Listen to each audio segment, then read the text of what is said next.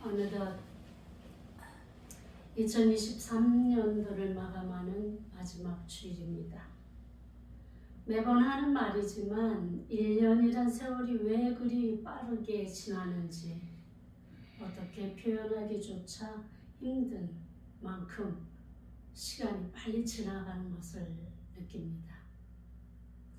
1년을 시작할 때는 올해는 반드시 무엇을 해야지 이렇게 결심을 하지만 마무리하는 마지막 날에 돌아보면 과연 내가 1년 동안 무엇을 했는가 살펴볼 때 정말 드러내놓을 수 있는 것이 몇 개 되지 않는 그런 것을 보게 됩니다. 나름대로 열심히 사는 것 같은데, 정말 최선을 다해서 사는 것 같은데 1년이란 시간이 그 결심한 것들을 이뤄내기에는 너무나 짧은 시간이었다는 것을 생각하게 되는 것입니다. 아무튼 개인의 차이는 있겠지만 결코 만만치 않은 삶을 살아오시느라고 수고들 많이 하셨습니다. 아마도 하나님께서도 여러분들을 향해서 이런 위로의 말씀으로 여러분들과 함께 하시리라 믿습니다. 한 해를 마무리하면서 또한 여러분들의 결산은 어떻습니까? 정말 연초에 계획했던 대로 이루어져서 감사할 것밖에 없다고 감사의 찬송이 나오시기도 합니까? 잘하셨습니다. 하나님과 동행함으로 좋은 결과를 얻었다면 잘하셨고 축하받으셔야 마땅합니다. 내년에도 또 그렇게 살아가시길 바랍니다. 하나님은 좋은 것을 우리에게 주시기를 기뻐하십니다. 그래서 주의 백성들이 행복하게 서로 사랑하며 그리고 서로 도와가며 나누며 살기를 원하십니다. 그런 삶의 모습을 보기를 좋아하십니다. 그래서 우리에게 늘 하시는 말씀이 서로 사랑하라, 나누어라, 베풀어라 이렇게 말씀하시는 거예요. 하나님이 사람을 지으셨을 때 사람들을 향한 마음이 하나님께서 직접 우리 사람들에게 그 마음으로 지금까지 함께 해오셨고 또 그 사랑을 받은 우리도 우리들끼리 그렇게 살아가기를 원하시는 것이 하나님의 뜻입니다. 그러므로 하나님은 늘상 우리를 바라보시면서 어떻게 하면 도와줄까, 무엇을 해줄까, 어떤 문제를 해결해 줄까 우리를 바라보고 계십니다.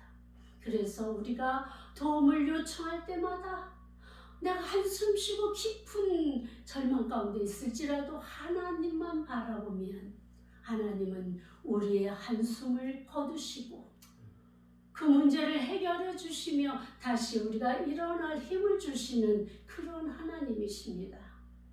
그럼에도 불구하고 우리는 너무나 익숙한 하나님의 사랑에 그야말로 무감각해져서 무엇이 하나님의 은혜이고 무엇이 하나님의 사랑이었고 무엇이 하나님의 도움이셨는지조차 생각하지 아니하고 그저 내가 잘해서 그저 세상이 좋아서 저절로 된 것으로 착각하고 있는 것입니다.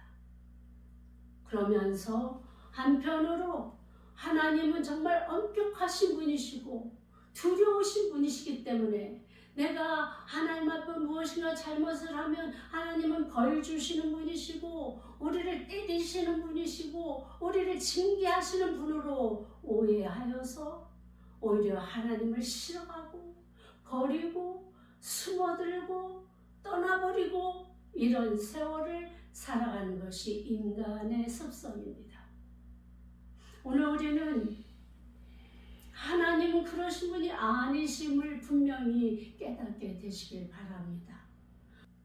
우리는 하나님으로부터 지음받은 존재인 것을 잊지 마십시오. 우리는 우리를 지으신 하나님과 함께 할 때 가장 안전하고 가장 행복한 존재라는 것도 잊지 마시기 바랍니다. 참으로 아이러니하게도 우리는 행복하기를 원하고 안전하기를 원하면서 가장 불안전하고 가장 불행할 수밖에 없는 것을 쫓아 살아갑니다.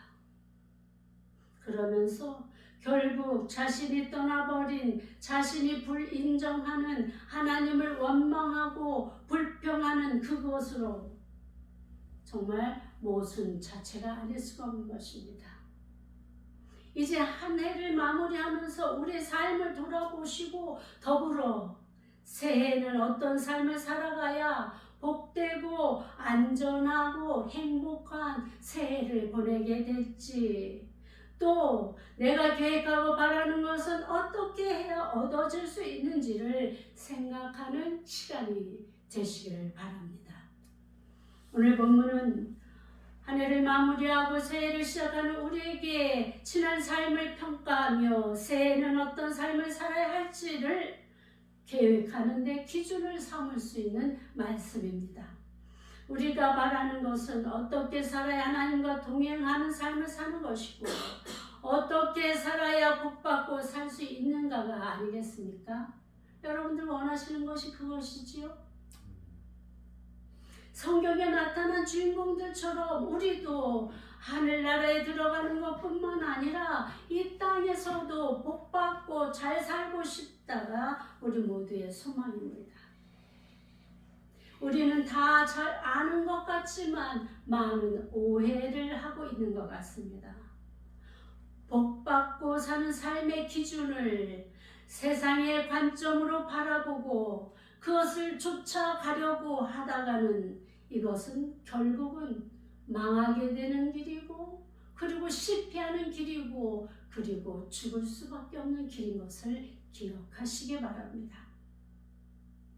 삶의 기준을 세상의 관점으로 바라볼 때는 모든 것이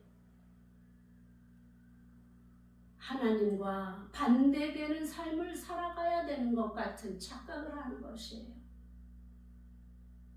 세상의 사람들이 행하는 갖은 수단과 방법과 모략을 다 동원해서 살아가야 잘 사는 것 같고 성공하는 것 같이 착각을 한다는 것입니다. 그러나 당장은 그렇게 보일지라도 결국 10년, 20년, 70년이 지나고 나서 돌이켜보니 이 모든 것이 헛되고 또 헛되고 헛되고 또 헛된 것뿐이로다. 이런 결론에 도달할 수밖에 없게 되는 것입니다. 그동안 자신이 그렇게 갈망했던 세상의 영화와 부귀는 잠시 동안 얻었을지라도 그 안에서 자신의 영혼은 피폐해지고 자신의 삶은 쾌락을 쫓아가며 그리고 자신의 자녀들은 각양각색으로 세상을 향해 뛰쳐나가고 가정은 파괴되고 여자와 마약과 범죄와 연결되지 않고 살아가는 사람이 없음을 보게 되는 것은 또 무엇입니까? 우리는 그러기 때문에 정말로 내가 잘되고 우리 자녀들까지 자자손손이 그렇게 하나님 앞에서 완전하게 살아가는 방법은 하나님 안에서밖에 얻을 수 없음을 우리가 명심하시길 바랍니다. 하나님은 우리를 지으신 분이십니다. 우리가 어떻게 해야 가장 안전하고 행복하게 사는 길을 아시는 분이에요. 그 길을 하나님이 만드셨기 때문이죠. 그렇기 때문에 하나님께서는 말씀을 통해서 이렇게 살아라 저렇게 살아라 안내를 해주시는 거예요. 인도를 해주십니다. 그래서 우리가 잘못 길을 갈 때 아니야 그 길이 아니야. 세상을 바라볼 때 그걸 쳐다보지 말고 나만 바라봐. 우리 주님은 우리를 가장 안전하게 보호하고 싶으셔서 이렇게 감싸고 책망하고 훈계하고 교훈하는, 때로는 징계의 채찍도 마다하지 않으신 것입니다. 당장의 징계는 슬플지라도, 당장의 채찍은 아플지라도 결국은 그것이 우리의 인생을 살리는 일이고 우리의 바른 길을 보장해주는 길이기 때문에 그렇게 하시는 것 아니겠습니까? 그러기에 우리는 하나님 안에 있는 그 삶을 통해서만 우리가 바라는 것을 얻을 수 있는 것입니다. 믿음의 사람들이 당장은 실패한 것 같고, 정말 당장은 세상에서 보잘것없는 것 같고, 세상에서 멸시당하는 것 같고, 정말 가장 어려운 길을 택했다고 어리석게 보일지라도 결국은 그들의 길이 옳고, 결국은 그들이 안전하게 보장받는, 축복받는 그런 삶을 살아가는 사람이라는 것을 결말을 보아서 알게 된 것입니다. 그 사람의 됨됨이를 보려거든 그 사람의 행실의 열매를 보라고 하신 것처럼 우리 인생의 결말을 마지막에서 볼 때 이것이 이 사람이 바르게 살았는지 그르게 살았는지 평가하는 기준이 된다는 것입니다. 오늘 본문은 그런 의미에서 다윗이 자신의 그 백성들을 향해서 어떻게 하는 것이 주님 앞에 복받고 잘 사는 길인지에 대해서 설명하고 교훈하는 지혜시로 구성되어 있습니다. 지혜시는 무엇입니까? 옳은 것, 진리의 것, 그것을 가르치는 지식의 것, 그런 것을 이야기, 살아본 경험에 의해서 결말을 내는 그래서 그것을 가르치는 그런 것을 지혜시라고 이야기합니다. 오늘 다윗이 말하고 있는 1절부터 보니까 여호와여 주의 장막에 머무를 자 누구 오며 주의 성산에 사는 자 누구 오니까, 이렇게 시작합니다. 주의 장막에 거할 자, 주의 성산에 거할 자, 누구를 말합니까? 바로 하나님과 동행하는 사람, 하나님의 전에서 주님과 함께 주님의 말씀대로 살아가는 사람, 그 사람이 바로 주님과 함께 주의 장막에, 주님이 거하는 주의 성산에 거할 자라고 다윗은 지칭하고 있습니다. 그러면서 그들의 자격에 대해서 지금 이야기하는 것이죠. 누가 주의 장막에 머무를 수 있는 자격이 있는 자입니까? 누가 주의 성산에 오를 자격이 있는 자입니까? 이렇게 지금 다윗이 시작하는 거예요. 비록 다윗의 입을 통해 선포되어지는 이 말씀은 결코 하나님의 뜻과 다르지 않다는 것입니다. 왜냐하면 하나님은 다윗을 만나니 내 마음에 합한 자라고 말씀하셨습니다. 다시 말하면 다윗의 마음과 하나님의 마음이 일치한다는 것입니다. 그러니까 다윗이 이렇게 얘기하는 것이 하나님께서 말씀하시는 것과 같다는 것이지. 이 말씀은 그냥 아는 지식으로 그치는 것이 아니라 실제적인 실천을 하는 자로 규정하고 있습니다. 우리가 보면 정말 말로만 그리스도인 척하는 사람이 너무나 많습니다. 말로만 하나님 사랑합니다 그러면서 하나님 앞에 자신의 그런 헌신을 드러내놓지 않는 사람, 이것이 과연 정말로 사랑하는 것입니까? 그리고 말로만 가장 거룩한 척, 그리스도인인 척하는 자들 얼마나 많은지 모릅니다. 하나님은 말로만 하는 이 외식적인 것들 하나님 결코 기뻐하지 않으십니다. 결코 저들과 함께 동행하지 않으십니다. 하나님은 자신들이 하나님으로부터 받은 말씀을 가지고 알고 있는 있는 지식을 우리 삶을 통해서 녹여내는 사람, 실천하는 사람, 그 사람과 동행하신다는 것입니다. 우리가 주의 말씀을 실천하는 것 때때로 어려울 수 있습니다. 왜냐하면 그 속에는 나의 참음과 인내와 헌신과 노력이 동반되어야 하는 것입니다. 그래서 나의 것을 내려놓고 나의 것을 희생하고 헌신하기를 싫어하는 사람은 결코 하나님과 함께 할 수 없습니다. 하나님께서 스스로 자신을 내어주어서 우리를 구하신 것처럼 우리도 우리의 것을 내어놓을 수 있는 사람이 바로 하나님을 따르는 사람이고 하나님의 제자가 되는 그러한 삶을 살아가는 것입니다. 그래서 우리에게 요구되는 것이 사랑의 그 속에 감추어져 있는 긍휼과 자비와 인내와 오래 참음과 양선과 이 모든 것들이 포함되어 있는 거예요. 여러분들은 어떠십니까? 정말 자신이 하나님을 사랑한다고 고백하는 그 속에 내 삶의 그 속에서 나도 하나님의 사랑을 우리 주변에, 우리 가정에, 우리 공동체에 함께 녹여내서 내신 삶을 살고 계십니까? 분명한 것은 오늘 다윗을 통해서 주의 성산에 주의 장막에 오를 자, 하나님과 동행하는 자, 하나님의 말씀을 실천하는 자, 이것이 다 같다라는 거예요. 같다라는 거. 다 연속선상에 있다라는 거예요.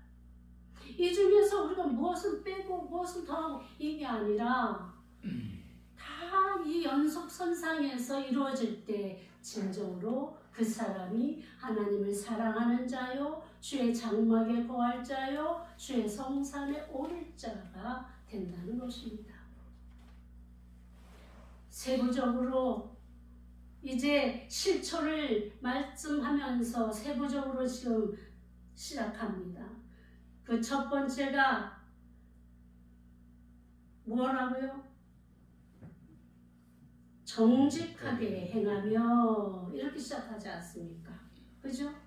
2절 한번 읽어보실까요? 시작. 정직하게 행하며 공의를 실천하며 그의 마음에 진실을 말하며. 정직하게 행하며를 원문대로 번역하면 흠없이 완전하게 걷는 자, 이런 뜻입니다. 우리가 거짓말을 안 한다, 진실만을 이야기한다 이렇게 해석할 수 있잖아요. 그런데 원문의 해석을 빌리자면 이 정직이란 말은 완전한 자. 영어로 이야기하면 정직하다는 upright가 아니라 이것보다는 완전한 퍼펙트, 그런 뜻이 의미가 더 가깝다는 것입니다. 정직하다는 거짓말을 않고 숨김이 없는 것을 포함하여 허물이 없는, 죄악과는 거리가 먼 그런 삶의 전체를 말하고 있습니다. 성경에 노아에게는 당대의 완전한 자라고 평가가 있었습니다. 아브라함에게는 완전하라고 이렇게 명령하셨습니다. 바로 이것이 정직하다라는 말로 우리 말로 번역된 그 원문인 것입니다. 원뜻인 것입니다. 이런 문맥을 통해서 우리는 이 뜻을 이해하실 수 있는 것입니다. 하나님의 뜻을 이루며 사는 자들, 그들에게 절대적으로 요구되었던 이 말씀은 온갖 거짓투성이고 죄악투성인 시대를 살아가는 우리에게는 불가능한 일이라고 할 수 있습니다. 그러나 우리 구주 예수님을 의지하고 그의 그늘 아래 머무는 자에게는 그리스도의 완전함에 잇대어 살아갈 자격을 주신 것입니다. 그러니까 우리가 완전해지는 길은 오직 예수 그리스도 안에 머무는 길, 예수 그리스도 안에서 주님의 성품을 닮아 주님의 행함을 닮아 실천하는 자가 될 때 우리도 완전해질 수 있는 것입니다. 공의를 일삼으며 이런 말씀은 의로움을 행하는 자가 되라는 것입니다. 일삼다라는 말은 적극적인 실천을 말합니다. 그냥 한두 번 이야기하는 것을 일삼다라고 얘기하지 않잖아요. 삶 자체가 그런 것. 그렇죠? 그걸 일삼다 이렇게 얘기하잖아요. 저분은 정말 훌륭하셔서 아주 남을 도와주시는 것을 아주 일상으로 여기고 사는 분이야. 이렇게 평가하기도. 저 사람 일상은 매일같이 술 먹고 딴짓하는 거야. 이렇게 평가를 하지 않습니까? 여기에서 그만큼 일삼다라는 말은 굉장히 중요합니다. 우리의 삶 전체를 이야기하는 것이죠. 그 삶 전체를 공의를 삼으라는 거예요. 공의. 의를 행하라는 거죠. 의. 마음속에 공정한 태도를 갖는 것, 그것을 넘어서 하나님 앞에서 옳게 여겨지는 것들을 삶 가운데 적극적으로 행하라는 것입니다. 때로 우리는 마땅히 해야 할 일임에도 게으르거나 이상한 핑계를 대면서 하지 않을 때가 있습니다.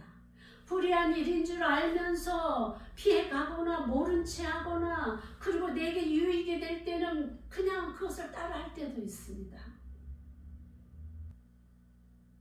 적극적으로 정말 우리가 공의를 일삼는다는 말은 실천하기 어려운 말씀입니다. 그러나 우리가 할 수 있는 선에서는 도움을 주고 더 이상의 피해를 보지 않도록 조치를 취해주는 것까지라도 해야 하지 않겠습니까?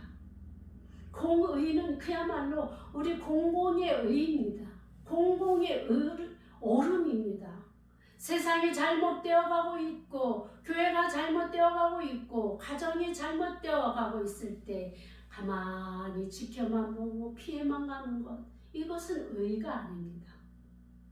적극적으로 어떻게든지 개선하려는 의지를 가지고 노력하고 실천하는 것, 그것이 바로 공의를 일삼는 삶입니다. 그 마음의 진실을 말하며라는 이 말은 그의 마음에 있는 진실을 말하는 것입니다. 자기 마음속에 진리를 품고 있을 뿐 아니라 그 진리를 가감하지 않고 있는 그대로를 말하라는 것입니다. 마음속에 거짓으로 가득 찬 사람은 거짓말을 할 수밖에 없습니다. 또는 마음에는 다른 생각을 가지고 있으면서 밖으로는 자기 유익에 따라 거짓말하지 말라는 것입니다. 요한복음 8장 44절을 보니까 너희는 너희 아비 마귀에게서 났으니 너희 아비의 욕심대로 너희도 행하고자 하느니라. 그는 처음부터 살인한 자요 진리가 그 속에 없으므로 진리에 서지 못하고 거짓을 말할 때마다 제 것으로 말하나니 이는 그가 거짓말장이요 거짓의 아비가 되었습니다. 거짓말이 하고 싶어질 때마다 여러분 이 말씀을 기억하십시오. 거짓말의 근원은 바로 마귀입니다. 거짓말을 한다는 것은 마귀의 자식이 된다는 것입니다. 그리스도인이라면 어찌 마귀가 하는 짓을 따라 하겠습니까? 거짓은 하나님과 사람 앞에서 죄를 짓는 것입니다. 하나님과 연합할 수 없으며 사람에게도 신용을 잃어버려 관계를 유지할 수 없게 됩니다.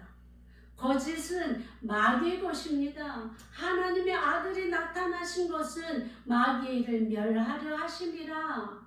요한일서 3장 8절에서 9절 말씀에 나오는 말씀입니다. 그러니까 예수님께서 마귀의 권세를 꺾으려 오신 것입니다. 마귀의 것을 꺾고 주의 자녀들을 살리기 위해서 오셨습니다. 그러니 마귀의 것을 일삼으며 어찌 하나님의 복을 받기를 원하겠습니까? 거짓말하지 말고 진실한 삶을 살아가십시오. 코람데오라는 말을 아시죠? 바로 하나님 눈앞에서 하나님이 다 보고 계신 것이기 때문에 우리가 하나님 눈앞에 서 있는 그 모습으로 살아가라는 것입니다. 하나님이 다 보고 계신다는 것을 우리가 의식하면 어찌 함부로 거짓말하며 살 수 있겠습니까? 하나님 앞에서 사는 두려움으로 진실하게 살아가시기 바랍니다. 두 번째는 그 혀로 모함하지 않고 그 벗과 요셉의 행악과 회방을 아니하는 자다, 이렇게 이야기합니다. 지금 다윗이 지금 말하고 있는 죄 장막의 죄 성산에 거할 자의 자격을 지금 말하고 있는 것입니다. 이 말은 혀로 죄를 짓지 않는 것입니다. 남에 대한 해로운 소문을 퍼뜨리거나 남이 알지 못하는 상황에서 헐뜯고 비방하는 것입니다. 또한 중상모략으로 다른 사람을 해하는 이 방법은 사단이 가장 즐겨하는 방법입니다. 그 이웃에게 악을 행하지 아니하며, 이 말은 아주 가까운 사람으로 친분을 유지하는 친구나 지인까지 포함됩니다. 아주 가까운 사람들을 모욕함으로 수치스럽게 하지 않는다는 말입니다. 부부 사이에 상호 존중하지 않는 일, 자녀를 학대하는 일, 부모를 공경하지 않으며 친구를 모욕하는 일이 여기에 포함됩니다. 잠언을 보면 새치 혀를 잘 다스릴 것을 요구합니다. 말 한마디로 천냥빛을 갚듯이 한마디 능욕하는 말 앞에서 생명을 버리는 일 또한 얼마나 많습니까? 말 한마디가 사람을 살리기도 하고 죽이기도 합니다. 우리 믿는 사람들은 우리에게 주어진 복음으로 사람을 살리는 사람들이 되어야 합니다. 낙심한 자들을 위로하는 혀가 되어야 합니다. 저주의 말을 하는 혀가 되어서는 안 됩니다. 너무나 쉽게 비방하고 조롱하고 하는 세대 속에서 우리의 혀를 잘 다스려서 오히려 복음을 전하는 복음의 전달자들이 다 되시길 바랍니다. 세 번째는 그들은 망령된 자를 멸시하고 여호와를 두려워하는 자를 존대하는 자입니다. 이 말씀은 하나님의 판단과 같은 판단을 하기를 말하는 것입니다. 그러니까 다윗이 하나님 마음과 같은 것처럼 우리도 하나님의 판단과 우리 판단이 같아야 된다는 것이에요. 하나님께서 싫어하는 것은 우리도 싫어해야 하고, 하나님께서 기뻐하시는 것은 우리도 기쁘게 여기는 판단력, 분별력에 대한 말씀입니다. 망령된 자는 누구를 말합니까? 바로 하나님이 버린 자, 하나님의 눈밖에 난 자를 말하고 있습니다.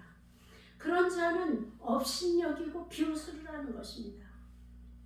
그런 자는 어떤 사람입니까? 마귀에게 미혹당해서 하나님을 대적하는 자, 그런 자는 우리도 같이 대적하고 멸시해도 괜찮다는 말씀입니다. 하나님의 판단하신 대로 우리도 저들에게 멸시하는 마음으로 저들과의 관계를 끊어버리는 것을 말하는 것이 아닐까요? 예수님께서도 제자들을 파송하시면서 받아들이지 않으면 그 집 먼지까지 떨어버리라고 하신 말씀과 같지 않겠습니까? 그렇다고 해서 한두 번 그런 잘못한 자에게 용서받을 기회조차 주지 않고 무조건 잘라버리라는 건 아닙니다. 그들에게 충분한, 하나님께서 우리에게 하신 것처럼 충분한 기회와 시간을 준 다음에도 끝까지 대적하는 자에 대한 그런 말씀인 것입니다. 그리고 하나님을 두려워하는 자들에게는 존대하여 하나님께서 그들을 존대하듯이 우리도 같은 마음으로 행할 것을 말씀하십니다. 하나님을 정말 사랑하는 자, 얼마나 우리가 정말 그분을 존중해줘야 되겠습니까? 하나님의 말씀대로 살려고 애쓰는 자, 우리가 그들과 함께하며 함께 동역해야 되지 않겠습니까? 바로 이것을 지금 말씀하시는 것이에요. 우리가 누구와 가까이 지내야 되며 누가 멀리 해야 될지 기준이 바로 하나님과 같아야 된다는 이 말씀을 우리가 기억하시길 바랍니다. 네 번째로는 그 마음에 서원한 것은 해로울지라도 변치 아니하는 자입니다. 서원이라는 말은 자신이 소원하는 것을 맹세하고 이루어지기를 바라는 일이나 하나님께 무엇을 하겠다고 또는 하지 않겠다고 자발적으로 약속하는 것, 또한 아무 조건 없이 헌신 차원에서 하나님 제가 이것을 하나님께 드리겠습니다. 하나님께 행하겠습니다. 이렇게 약속하는 것이 다 서원의 범주 안에 들어 있습니다. 성경에 보면 서원에 대해서 여러 곳에 기록이 되어 있습니다. 아마도 구약 시대나 현 시대에도 사람들은 무엇인가 바라는 것이 많고 그 바라는 것을 내 힘으로 안 되기 때문에 능력이 많으신 하나님의 힘에 의지하여 자기의 소원을 이루게 해주기를 바라는 마음으로 구하는 것이 서원 기도가 아니겠습니까?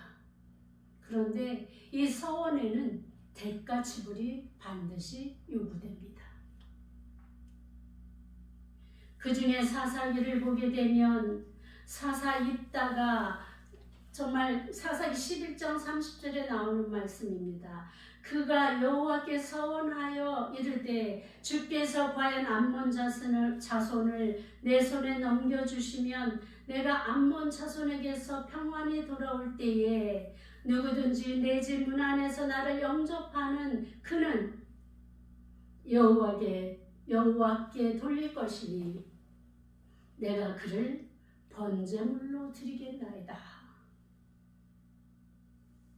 그렇게 입다가 하나님 앞에 서원을 했습니다.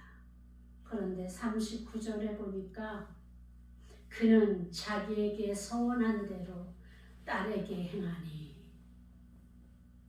하나님께서 입다가 그 전쟁에서 승리하고 돌아올 때 가장 자기 집에서 나오는 첫 번째 것을 하나님께 번제물로 드리겠다고 서원했습니다.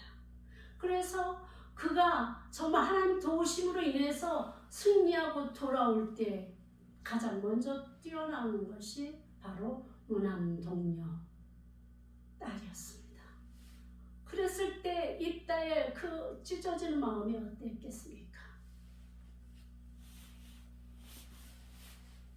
민수기 30장 2절에 사람이 여호와께 서원하였거나 결심하고 서약하였으면 깨뜨리지 말고 그가 입으로 말한 대로 다 이행할 것이니라.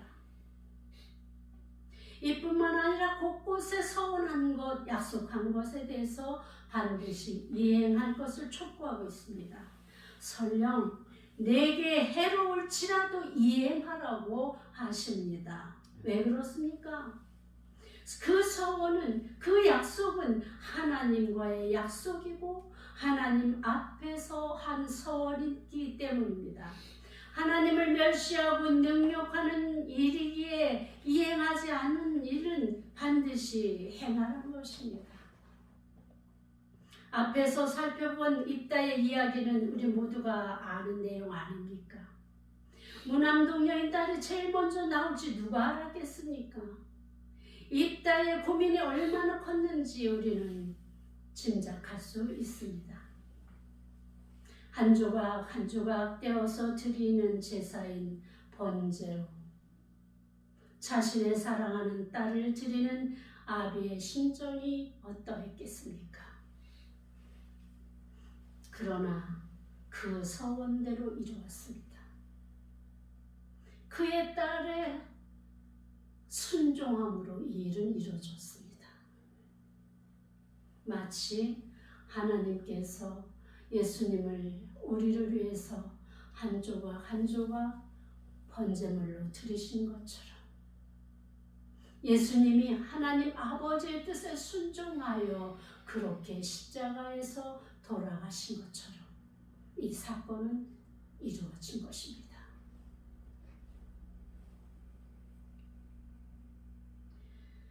어떤 선교센터를 운영하시는 목사님의 글을 보았습니다. 그 목사님은 이런 말씀을 하셨어요. 자신이 요구하지도 않았는데 은혜를 받은 사람들이 목사님, 이번에 제가 많은 은혜를 받았습니다. 그래서 제가 이 선교센터에 거액의 헌금을 하겠습니다. 목사님, 제가 이번에 진짜로 은혜를 많이 받았습니다. 이 선교센터를 제가 크게 지어드리겠습니다. 뭐 이런저런 다양한 그런 사원들을 많이 한다는 거예요. 그런데 정작 그들 중에 돌아와서 이행하는 사람들은 별로 없다는 것입니다. 우리가 하나님 앞에서 한 서원은 반드시 해가 될지라도 우리가 이행해야 하는 것입니다. 왜냐하면 사람 앞에서 한 약속도 중요하지만 더군다나 하나님 이름 앞에서 한 것이기 때문에 해가 될지라도 이행해야 하는 것입니다. 여러분들이 연초에 하나님 앞에서 결단하고 결심한 여러분들의 헌신의 그런 영역들이 있을 것입니다. 그것조차 여러분들이 다 이루셔야 되는 것입니다. 행하셔야 하는 것입니다. 그래서 함부로 서원할 수도 없는 것이고 함부로 결단한 것을 하나님과 약속하기도 어려운 것입니다. 그렇다고 해서 아무것도 하지 않으면 그것이 무슨 또한 그리스도인이겠습니까? 그러므로 우리는 하나님 앞에서 한 모든 것들을 우리가 최선을 다해서 하나님 앞에 정말 우리가 지키려고 힘쓰고 노력하고, 그럼에도 우리가 다 하지 못했으면 이제 다음 해에는 더 열심히 주님 앞에 헌신하는 자로 세워지기를 힘쓰시기 바랍니다. 그렇게 할 때 우리 하나님은 우리의 허물을 용서해 주시고 다시 우리를 인정해 주실 것입니다. 구약에서도 이렇게 서원한 것을 자신이 이루지 못할 때는 속죄제로 제사를 드림으로 용서를 받는 그러한 것이 있었습니다. 그러므로 우리도 그러한 나 자신의 서원한 것에 대한 죄책감을 가지고 있지 마시고 하나님 앞에 회개하고 다음에 더 열심히 이행함으로 이렇게 우리의 서원을 감당하시기 바랍니다. 다섯 번째로는 고리로 이자를 받고 꾸어주거나 뇌물을 받고 무죄한 자를 해치 아니하는 자이다, 이렇게 말씀합니다. 구약 이스라엘사에서는 동족간에 고리대금하는 것이 금지되어 있습니다. 돈이 없는 자에게는 빌려주는 것이 금지된 것이 아니라 빌려주기는 하되 고리대금을 받지 말라는 것입니다. 그냥 가난한 자들을 도와주는 마음으로 빌려주라는 것이지 이자를 받고 꿔주라는 것이 아닌 것입니다. 가난한 자들에게는 자비와 긍휼을 베풀도록 그렇게 명령하셨습니다. 형제의 어려운 형편을 돌아보고 그 어려운 형편을 악용하지 않도록 하라는 것입니다. 왜냐하면 진정한 도움을 저들도 하나님께로부터 받았기 때문인 것입니다. 뿐만 아니라 뇌물을 받고 무죄한 자를 해치 말라고 말합니다. 뇌물은 재판관의 눈을 어둡게 한다고 했습니다. 정의와 공의를 실천해야 할 재판관들에게 자기에게 유리한 재판을 얻기 위해 뇌물을 줌으로 공정하지 못한 재판이 이루어지는 것은 옳지 않게 보는 것입니다. 특별히 재판관이나 지도자의 지위에 있는 자들은 뇌물을 받지 말 것을 엄명하셨습니다. 신명기 16장 18에서 19절을 보니까 내 하나님 여호와께서 내게 주시는 각성에서 내 지파를 따라 재판장들과 지도자를 둘 것이요 그들은 공의로 백성을 재판할 것이니라. 너는 재판을 굽게 하지 말며 사람을 외모로 보지 말며 또 뇌물을 받지 말라. 뇌물은 지혜자의 눈을 어둡게 하고 의인의 말을 굽게 하느니라. 뇌물은 사회 정의를 무너뜨리고 정직하고 돈 없는 자들을 비탄에 빠뜨리기도 합니다.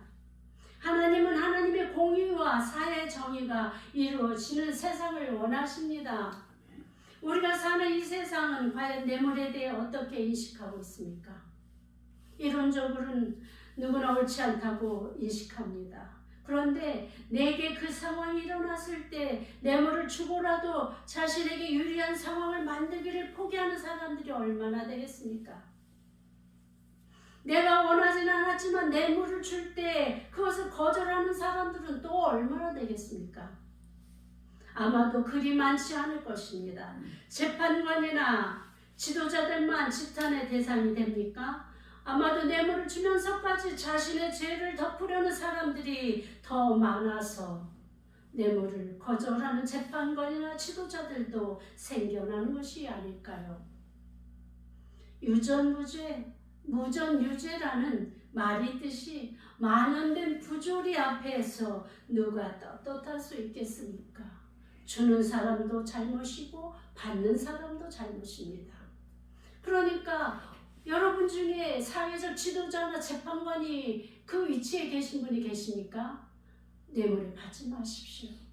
여러분에게 정말 상황이 어려워진 사람이 있습니까? 자기의 잘못으로 인해서 벌을 받아야 될 상황에 있는 사람이라면 마땅히 그 대가를 지불하십시오.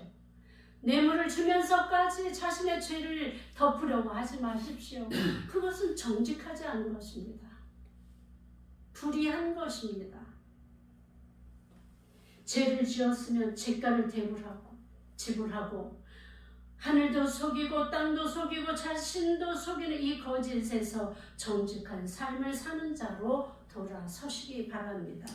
누가 먼저가 아니라 나 먼저 정직하게 청렴하게 자신의 자리에서 깨끗하게 사는 자에게 하나님의 장막에서 주의 성소에서 머물 수 있는 자격이 주어진다는 것입니다.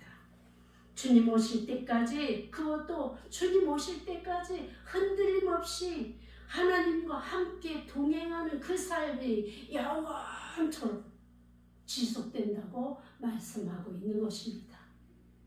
하나님을 섬기는 성도는 바로 주의 장막에서 주의 성산에 머무는 인생이 가장 복된 인생입니다. 주님과 동행하는 삶이 가장 안전한 길입니다. 맞습니까? 아멘. 오늘 다윗이 제시한 주님과의 동행하는 삶이 그렇게 어려운 일입니까? 그렇지 않습니다. 하나하나 우리 보십시오. 우리가 다 알고 있던 내용이지 않습니까? 들어왔던 이야기 아닙니까? 그런데 뭐가 문제입니까? 단지 우리가 알고 들어왔던 그 말씀을 실천하지 않았다는 것, 거기에 문제가 있는 것 아니겠습니까? 자신에게 모자란 것이 무엇인지, 빠진 것은 무엇인지, 소홀하게 여겨왔던 것이 무엇인지, 욕심으로 붙들고 있었던 것은 무엇인지, 잘 몰랐던 것은 무엇인지 하나하나 차근차근 살펴보면서 고쳐나가고 행해나가고 그리고 더해지는 그런 삶으로 변화된 새해를 결심하시길 바랍니다. 그래서 새해는 부끄러운 그런 삶이 아니라 주의 장막에 주의 성산에 올라 주님과 동행하는 복된 삶을 이뤄가시는 새해가 되시기를 주님의 이름으로 축원합니다. 아멘. 기도하겠습니다. 하나님 아버지 감사합니다. 정말 우리가 복되게 살기를 원하면서도 복되게 살아갈 방법, 그 길을 행하지 않은 이 어리석음을 용서하여 주옵소서. 주님, 우리가 주님 안에서 안전하게 평안하게 살기를 원하면서도 왜 우리는 주님의 그 정해놓은 그 길대로 걸어가지 않는지, 왜 곁길로만 자꾸 눈길을 돌리는지 하나님 우리의 어리석음을 용서하여 주옵소서. 이제 새해에는 주님만 바라보게 하시고 주님께서 말씀하여 알고 들어온 그 주의 복된 길을 우리가 실천하며 살아가며 주님이 예비하신 복락을 누리며 사는 새해가 되게 하여 주옵소서. 예수님의 이름으로 기도하였습니다.